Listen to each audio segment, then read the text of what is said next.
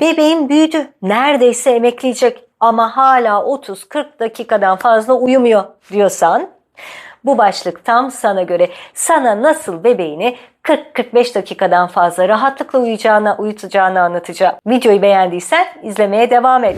Merhaba anne baba, ben Irmak Sentürk. Her zaman olduğu gibi bu haftada sana bu işin kolayı var demeye geldim. Hangi konu mu? Elbette konumuz anne babalık, ebeveynlik. Çok sık duyduğum, karşılaştığım sorunlardan biri, bebek doğduktan sonra 30-35 dakikalık kısa uykular yapıyor ama 6 aylık oldu, 7 aylık oldu, hala hayatımda bir kere bile yatağında tek başına uyutmayı başaramadım ve bir şekilde ağlayarak, sallayarak, pusetinde, arabada gezdirerek uyuttuğumda da maalesef 30-35 dakika sonra miniğim hemencecik uyanıyor. Evet, bu sorunu her yerden duyuyorum ama bunun çok kolay bir çözümü olduğunu söylesem, sana tam 3 maddede neler yapabileceğini ve 5 ila 20 gün içinde bu problemin kendinden çözüleceğini anlatacağım.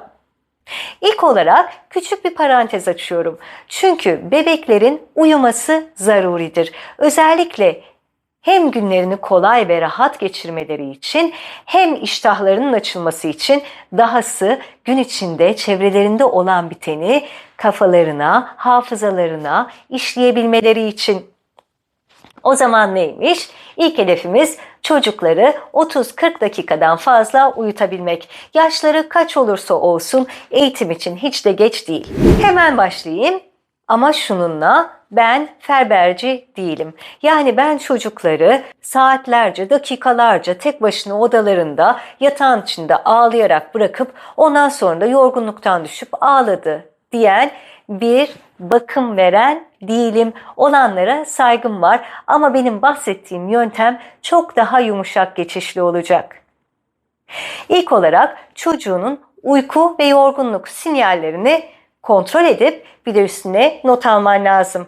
Bugün şu saatte uyandı, şunları yedi, bunları yaptık, 2,5 saat sonra yatırdım, ağladı. O zaman daha geç yatırmayı değil, daha erken yatırmayı deneyeceğiz. Evet, doğru bilinen bir yanlış. Çocuk eğer ağlıyorsa ve uykuya dalamıyorsa bu genelde yorgun olmadığından değil, aksine çok yorgun olduğundan kaynaklanır. O zaman onun tam olarak yorgunluktan bitap düşmesini beklemeden bir 10-15 dakika daha önce yatırmayı deneyeceğiz. Çocuğumuzu yatırıp uyku dengesini çözmeye başladığımız zaman, uyku trenini yakalamaya çalıştığımız zaman, yani 35-45 dakikalık birinci uyku döngüsünü ikinciye yumuşakça bağlamasını öğreteceğiz. Nasıl mı? Eğer şu ana kadar miniğimiz hiç kendi yatağında tek başına sakince uykuya dalamadıysa, olabilir. Hep onu pusetle ettiysek ya da ana kucağında hafif hafif salladıysak ya da kucağımızda süt vererek uyuttuysak, nasıl uykuya daldığını bir şekilde biliyoruzdur anne baba olarak. Süt vererek uyumaya alıştıysa 45 dakikanın sonunda tekrar süt içmek istiyor olabilir. Çünkü onun bildiği ve anladığı uykuya geçiş yöntemi bu. Eğer bunu gündüz yapabiliyorsak tamam, ama ya gecede 8 kere uyanıp süt verebilmek belli bir aydan sonra çocuklar için ve anne babalar için pek de olası değil, öyle değil mi?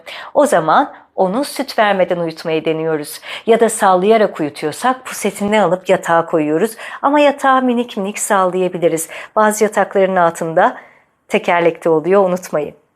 Yani kademeli bir geçişten bahsediyorum. Birdenbire hadi artık bugün eğitime başladık, yatağına gir, ışığını kapattım, uyuyorsun değil, ne yapıyorsak minik minik azaltmaktan bahsediyorum.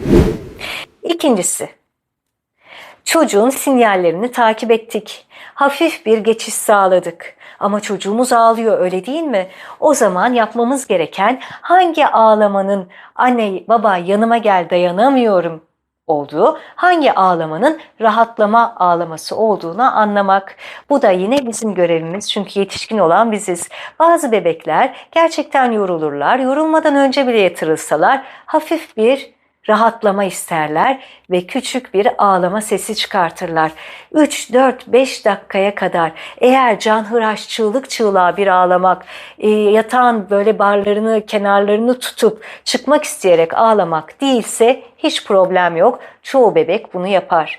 Eğer canhıraş bir ağlamaksa yapmamız gereken odaya tekrar girip onu yataktan almadan sakinleştirip yatağına geri yatırıp tamam şimdi çıkıyorum her zaman annen yanında diye onu telkin edecek kelimeler kullanmak.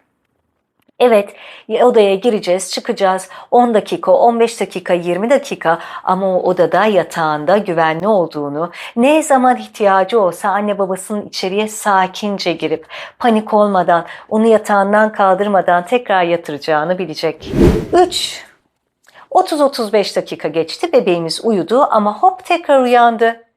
O zaman ne yapmamız lazım? Bebeğimiz bizi görünce uyanacak ama bizim yapmak istediğimiz onu 30-35-45 dakika bandından daha yukarıya taşımak. Yani uykunun ikinci evresine geçirebilmekti değil mi?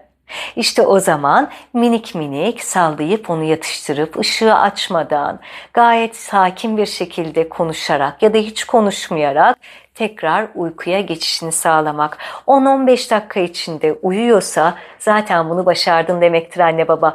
Uyuyamıyorsa tamam bir sonraki uykuya. Bir sonraki uykuda bir tık daha fazla deneyeceğim yılmadan usanmadan. Bir de küçük bir bonus vereyim. Çocuklar uyuduktan sonra ya da uykuya dalarken seçim sizin. Beyaz gürültü seslerinden faydalanabilirsiniz. Anne karnında sıklıkla duyulan bu sesler İnternette gayet rahatça bulunabilirler. Bunlar nedir? Dalga sesleri, yağmur sesleri ya da en çok tutan elektrik süpürgesi sesi. İşte bu sesleri uykuya dalmadan önce ya da uykuya daldıktan sonra açıp uyanana kadar açık tutmak bebeğin o döngüyü kendi kendine tamamlamasına yardımcı olacak. Eğer videomu beğendiysen aşağıya bir kalp bırakmayı unutma. Yorumlara da lütfen yaz. Sen bebeğine nasıl tek başına uykuya dalmayı öğrettin? Öğretemediysen hangi konularda zorluk çekiyorsun?